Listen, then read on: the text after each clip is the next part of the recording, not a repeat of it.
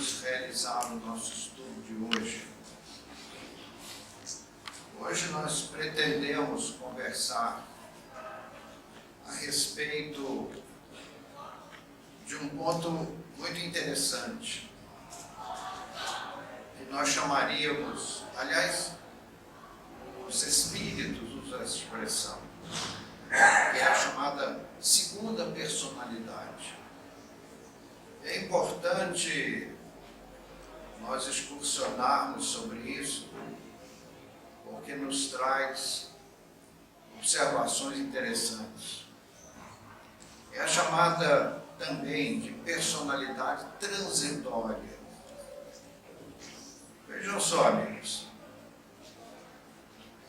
um teatro é um bom modelo, é uma boa referência para nós estudarmos esse assunto. O que é um teatro? Teatro, ali vão os atores representar um papel. Então a nossa vida terrestre é muito parecida. Nós deixamos a pátria espiritual e somos preparados para representarmos um papel no teatro do mundo. Então nós somos atores, entre aspas, com a nossa segunda personalidade, a nossa personalidade de encarnados. Então nós vimos para a Terra para determinadas tarefas, que são aquelas tarefas que nós somos mais carentes no momento. Nós contamos na pátria espiritual com diletíssimos amigos sobejamente competentes. E eles fazem conosco o estudo das nossas necessidades. Então, estabelecem uma programação de vida na Terra. Então, aqui e ali, alguém é rico, belo, saudável, tem muito poder, outro é pobre, feio, deficiências físicas. E tudo isso faz parte de uma programação pré-estabelecida. Agora, ninguém me diga assim, então isso é um fatalismo, absolutamente. Por exemplo, você organiza uma viagem a um país do exterior. Então você faz uma série de preparativos para essa viagem. E você pode ter um grande sucesso na viagem, ou viajar mal, ou até falir na viagem. Tomar um rumo ignorado e deixar de fazer aquilo que deveria ter feito. E assim a nossa encarnação. Então nós devemos abraçar assim com denodo aquela posição que estamos na vida. Ela é o que de melhor nós precisamos no momento. As coisas parecem assim, fato fortuito, só na aparência. Mas uma série de acontecimentos imprevistos acabam nos colocando no meio da missão. Só parece por acaso. Mas aquilo tudo faz parte de um planejamento. E nós devemos todo o esforço para cumprirmos essa missão com a maior perfeição possível, a maior dedicação. Eu tive uma experiência pessoal com um dileto colega de trabalho. Ele recebeu um convite para uma festa de casamento, mas jogou lá numa gaveta e não deu nem pelota. Mas quando chegou na sexta-feira, véspera da tal festa, ele não tinha nenhuma programação para o sábado, lembrou do convite. E aí foi lá na gaveta, achou o convite, no dia seguinte botou uma roupa bonita e foi para a festa. Na festa, ele cumprimentou os noivos, estava lá participando dos regalos, já que era uma festa fina. E na festa tinha uma moça que combinou com uma amiga se encontrarem lá na festa, só que a amiga não foi. Então ficaram os dois sem parceiros. Aí se conheceram, começaram a conversar, nasceu uma amizade, nasceu um namoro e nasceu um casamento. E nasceram 3 filhos. Alguém diria, puxa vida, tá vendo? Foi um acaso. Meus amigos, o que é o acaso? Quem é o acaso? Será que uma coisa que não é nada e não é ninguém pode fazer coisas tão sábias? E dali resultou uma família. Eu estou relembrando isso para ilustrar esse nosso comentário de hoje. Eu estou dando o título de segunda personalidade, perdão, não estou dando não. Os espíritos esclarecidos usam essa expressão. E ela é muito importante para todos nós. E vocês vão entender isso no curso dos nossos comentários. Então vejam, amigos, as coisas acontecem e parecem por acidente. Agora veja só, nós precisamos nos dedicar com afinco para cumprir com a nossa missão, porque aquela missão que você está ali mergulhado, de repente não dá para voltar mais.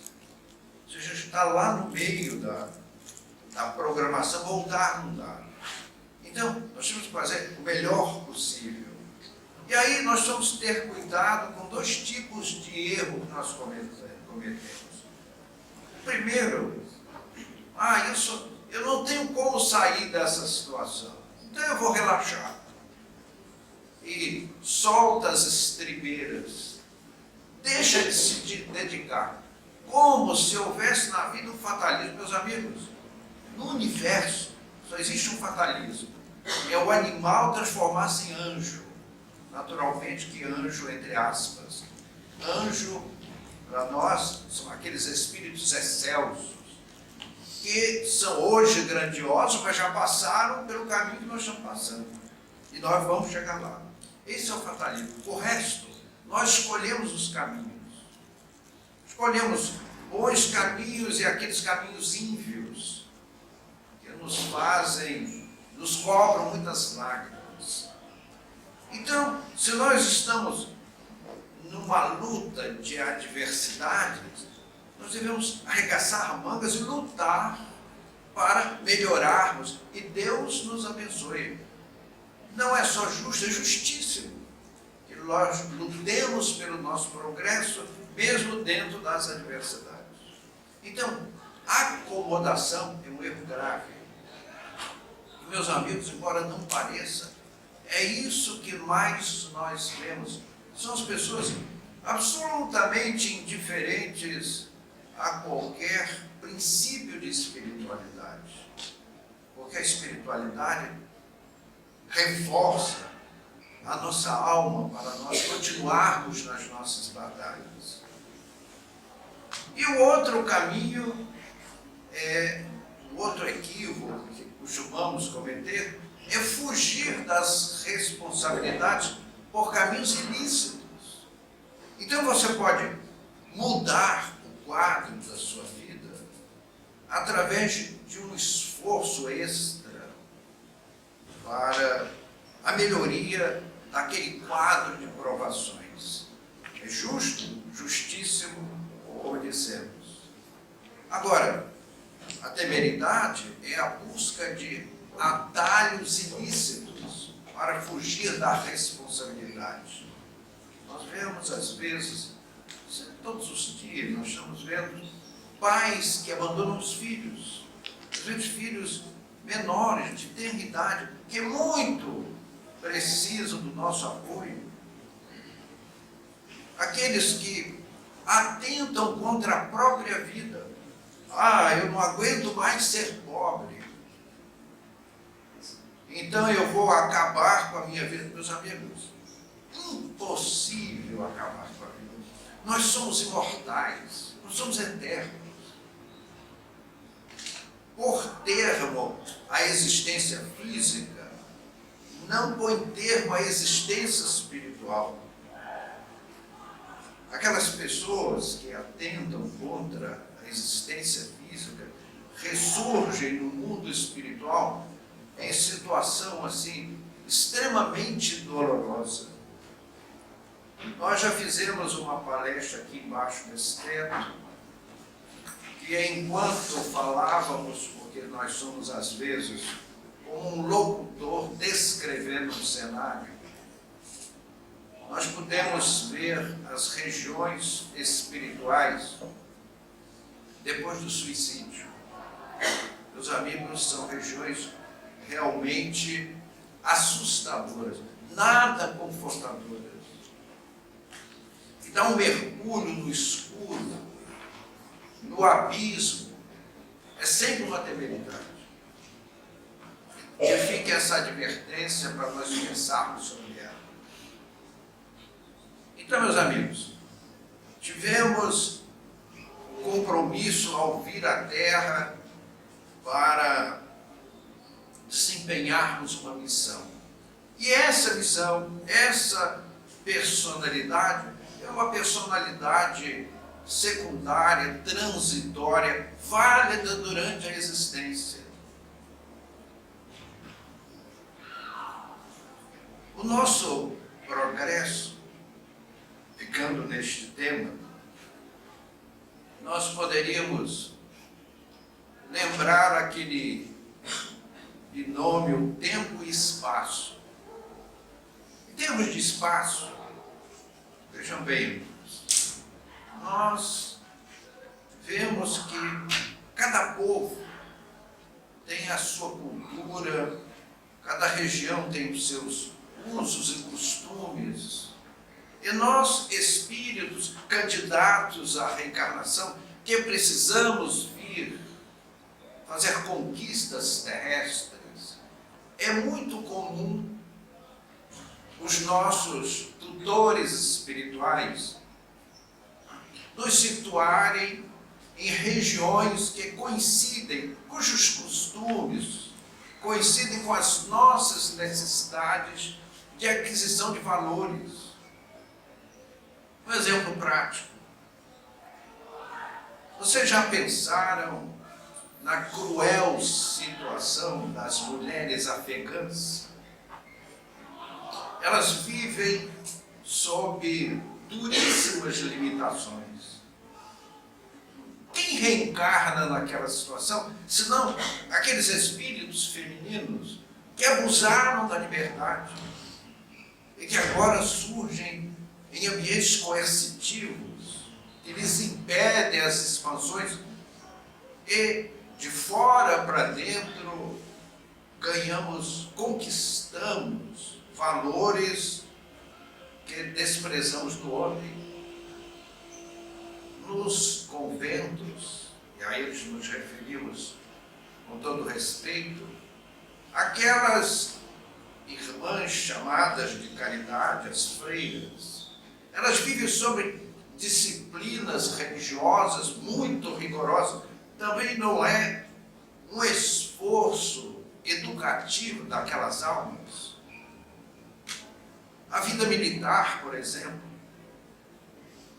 muitos espíritos esbanjadores, indisciplinados, reencarnam em fatos aparentemente fortuitos, inesperados, acidentes de percurso. De repente, o sujeito se vê com uma patente militar, tendo que respeitar todas aquelas disciplinas. Não é uma forma de educar o espírito. Meus amigos, por exemplo, as profissões, elas são assim, de uma valia educativa extraordinária. Por exemplo, aquelas pessoas indisciplinadas que jogam lixo na rua, por exemplo, que dá uma encarnação como lixeiro. É isso aí. Nós reencarnamos como lixeiro para aprendermos a zelar pelo meio ambiente. É uma forma educativa. As pessoas pouco gentis, que têm dificuldade de relacionamento com as pessoas, pouco respeitosas, para ficarmos na questão das profissões, que tal reencarnar como vendedor profissional, balconista, uma vida? Nós passamos esse caminho por um acidente de vida profissional. O que acontece com o homem de vendas? Ele tem que ser gentil, mesmo que não queira. Aprender a sorrir quando não está com vontade, por dever de ofício. Ser simpático, bonachão. Então, cada profissão, cada atividade terrestre, a vida profissional é farta de recursos educativos. Então, meus amigos, o mundo nos oferece mil e uma possibilidades educativas nessa nossa segunda personalidade. Então, estamos falando da questão do espaço, que é a vida profissional, são os usos e costumes das regiões do mundo. A gente, por exemplo, de repente reencarna no Japão. O japonês é extremamente meticuloso. Aqui pessoas estabanadas, irresponsáveis. Então, uma boa encarnação, o Japão, um bom lembrete. Eu fiquei assim, passei uma temporada no Japão e fiquei surpreso com como eles são zelosos. É um povo admirável, o povo japonês. Só a língua deles é que é um pouco complicada, o resto é uma maravilha. Mas em termos de tempo, aí nós vamos enveredar por um estudo bastante interessante. Vejam só, amigos, a natureza não se equivoca. Não há nada por acaso. Tudo está dentro de um extraordinário planejamento. Então eu gostaria de falarmos um pouco sobre o nosso retorno à carne. Iria lá bem no comecinho desse retorno, quando nós éramos embriões para ser fetos depois. Vocês já repararam que, como embriões, nós recapitulamos todas as nossas experiências ao longo das eras? Nós somos ali unicelulares. Com a ciciparidade, nós vamos mudando as nossas formas, excursionamos sobre toda a nossa evolução. E seria por acaso? Meus amigos, nós estamos fazendo ali correções, aperfeiçoamentos, dos quais carecíamos. E eu vou deixar por um segundo esse lado, para chamar a nossa atenção para um detalhe interessante. No reino animal, os machos se engalfiam e os mais fortes procriam. Isso é no reino animal. No reino hominal, a procriação prevalece, não como exceção, apenas como prevalência. Quem prevalece na procriação? Os mais belos, os mais fortes, os mais saudáveis, os mais inteligentes. E isso nós transmitimos para as cadeias do desenvolvimento do próprio espírito reencarnante. Meus amigos, dizem que Cleópatra foi a mulher mais bela daquela época antiga, lá dos imperadores romanos. Mas Cleópatra era uma rainha. Certamente ela ia a um shopping assim, muito exigente, né? Vestia-se assim, soberanamente, usava tiaras de ouro, cravejada de pedras preciosas. Então a história diz que Cleópatra foi a mulher mais bela daquela época. Nem tenho medo de dizer aos amigos que se você colocasse hoje Cleópatra num shopping center aqui no mundo moderno, aqui de São Paulo, por exemplo, as pessoas achariam que Hitchcock havia esquecido aberta a porta do set de filmagem e deixou de sair alguns membros do suspense de Hitchcock. Porque Cleópatra tinha orelhas de abano, nariz adunco, faces macilentas e testa curta. Então ela podia ser linda para a época, mas hoje, se você encontrasse Cleópatra numa rua escura e você sairia correndo assustado de medo, em nada se comparam as belezas da mulher moderna. Então, quando dizem que o homem, o espécime evolui pela mutação genética e que a mutação genética é aleatória, isso nos causa um desconforto que não tem tamanho. Convido os amigos a visitar aquele museu de história natural que tem em Nova York. Ali tem uma imagem da Lúcia Ferences, que foi uma jovem casadoira, que alguns dizem viveu há 4 milhões de anos atrás, aqui fala 7 milhões de anos atrás. E os técnicos reproduziram aquele fóssil encontrado, a Ferença, porque foi encontrado no Afar, que é uma região da África, e aqui é abundante em fósseis de seres primitivos. Eles reconstituíram. E a gente olha aquela luz e toma um susto. Meu Deus do céu. É difícil dizer se ela era um ser humano ou um gorila. Aí eu pergunto a vocês, como uma ciência vai dizer que as mutações genéticas são aleatórias? É aquele velho erro de nós acharmos que são os hormônios que fazem o homem, que é o X e o Y que faz o masculino e feminino, quando é exatamente o inverso. Não é a matéria que faz o espírito, é o espírito que faz a matéria. E quando os mais fortes, os mais belos, os mais saudáveis procriam, transmite à posteridade esses valores. E nós, ao reencarnarmos, vamos nessa segunda personalidade, que é a personalidade do cidadão encarnado, nós vamos transformando a continuidade da espécie. Em 1859, Robert Charles Darwin publicou o seu celebérrimo livro A Origem das Espécies.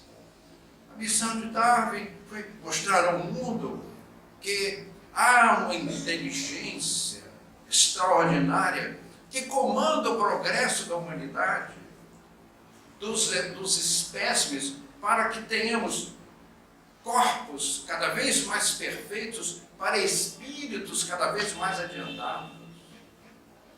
E ao voltarmos à experiência terrena, nós herdamos todos esses valores, porque o nosso espírito deu passos à frente. Meus amigos, nós excursionamos sobre a problemática do desenvolvimento embrionário na cavidade amniótica. Mas nós dividiríamos a questão do tempo, o ser humano, em 4 estágios. Primeiro o embrião, segundo a criança até os 7 anos, depois o jovem, depois o adulto, e depois a idade avançada, os idosos. Às vezes nós somos indelicados chamarmos uma pessoa, em vez de chamá-la de idosa, chamamos de velha. A expressão velho ou velha tem uma conotação depreciativa. O que é uma coisa velha? Uma velha é uma coisa que não serve para mais nada, né? Bom, falamos do embrião. E agora falemos nessa nossa segunda personalidade da criança. Vejam só, amigos, como nós analisamos em termos evolutivos da oportunidade reencarnatória a questão da criança. A criança tem todas aquelas características próprias, porque o espírito ainda não consegue dominar aquele corpo com todo o seu vigor. Por que razão? Porque os órgãos não estão desenvolvidos. Aí eu faço um parênteses e peço licença. Vejam só, amigos, por essa razão, nós somos formalmente contrários a desenvolvimento mediúnico em crianças. A criança deve ser, no ambiente espírita, levada àquela aulinha de moral cristã, aqueles conceitos compatíveis com a idade, mas não com a mediunidade. A mediunidade é responsabilidade, é sintonia com outras mentes. E a criança é um espírito movimentando um corpo em desenvolvimento. Mas não é por acaso, porque Deus não se equivoca. Por que a criança tem a sua mente liberada da personalidade eterna, que é a personalidade verdadeira? Por que razão? Por qual motivo? Qual utilidade? Deus não faz nada inútil. Como o espírito não consegue manifestar-se em todos os seus potenciais, porque os órgãos não estão desenvolvidos, a criança se torna como uma folha de papel em branco, para que os pais, muito em particular a mãe, ali imprima novos valores. Então é mais fácil a pais e educadores imprimirem na mente infantil princípios sóbrios. Então é por isso, amigos, que nós não podemos perder a oportunidade de falar de Jesus aos nossos filhos, mesmo que mais tarde eles não nos queiram ouvir, porque em falar mais tarde é muito mais complicado. A partir de uma certa idade, quando o indivíduo entra na adolescência, ele esquece os pais e começa a escutar o mundo. E eu acho que os amigos sabem o que é o mundo que nós vivemos. Às vezes eu penso, quando leio o Apocalipse de João, em que ele fala da besta do Apocalipse. Vocês desculpem, eu sou uma pessoa já de uma certa idade, já com umas quadradices, pela abundância de cabelos brancos, e poucos por sinal. Eu quero crer que a besta do Apocalipse é a droga. Os entorpecentes, os estupefacientes, os alucinógenos, que campeiam. Nós estamos numa situação que é melhor a gente mudar de mundo, porque antes era proibido. Agora, mais um pouco, vai ser obrigatório. As pessoas usarem drogas, e nós vemos isso com um pesar gigantesco. E é por isso, meus amigos, que Deus nos dá os nossos filhos em tenra idade, para que nós possamos escrever nessa folha de papel em branco os bons valores da vida, para que quando eles cheguem à adolescência, cheguem à juventude, tragam consigo novos valores, valores elevados. Mas eu ouço às vezes pais que dizem, não, os meus filhos, quando eles crescerem, eles escolhem os seus destinos. Eu pergunto se vai dar tempo. Se nós não pecamos por omissão, meus amigos, nós pais, eu vejo aqui presente muitos pais e muitas mães em especial, temos um dever de orientar os nossos filhos em ter idade para que eles possam encarar o mundo mais tarde. Enquanto, pela limitação dos órgãos, a personalidade eterna não se projeta plenamente, e nós vemos como as crianças mudam quando chegam à adolescência. Criança, os pais são ídolos. O pai é o herói.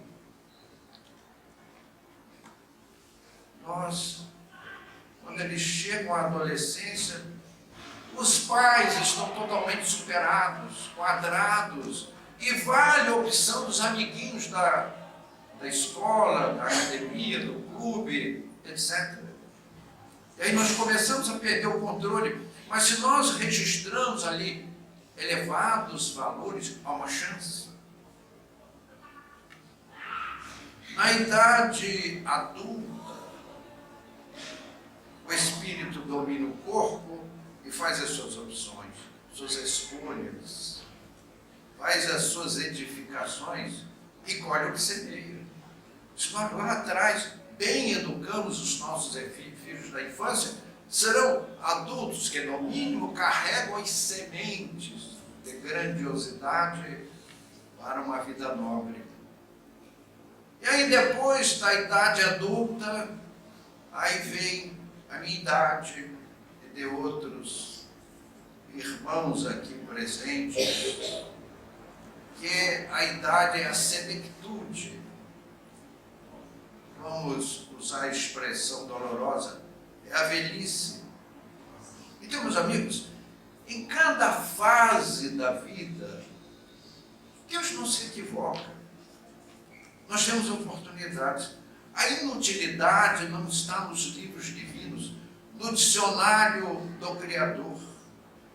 Então, idosos, podemos ser conselheiros porque temos uma vivência. Nós desenvolvemos a humildade que passamos a ser dependentes daqueles que nos transportam, nos conduzem e às vezes nos sustentam. E nós damos a oportunidade àqueles que nos conduzem de praticarem a fraternidade legítima, cuidando dos seus velhos. E o Evangelho, meus amigos, nós sempre batemos na tecla que é o nosso manual de instruções.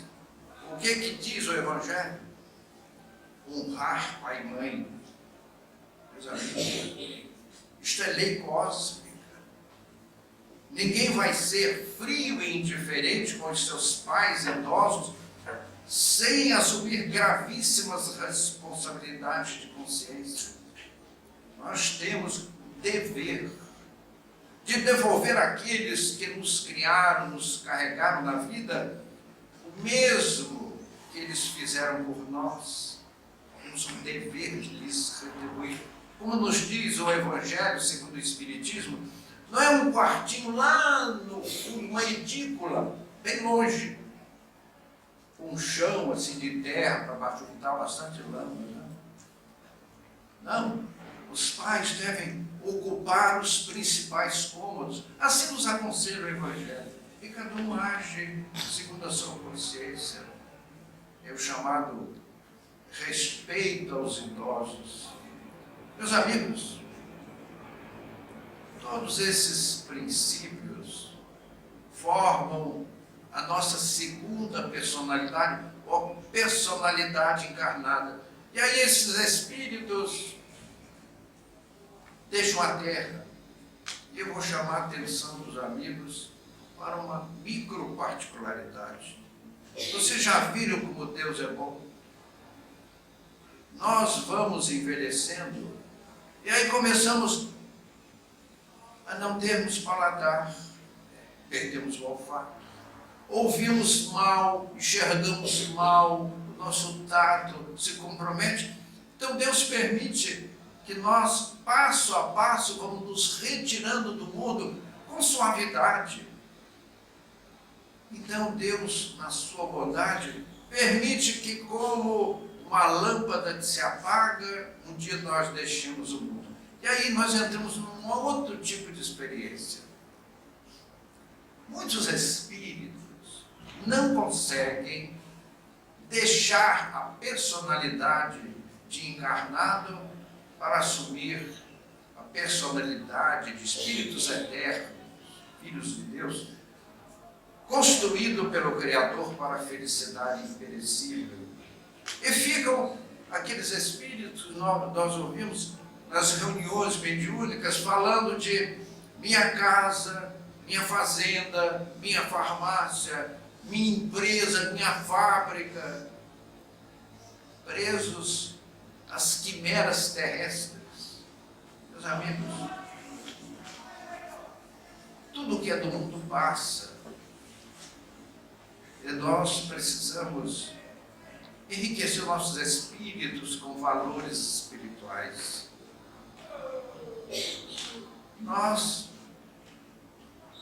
vemos a doutrina espírita como uma extraordinária bênção. Pasmem com o nosso comentário.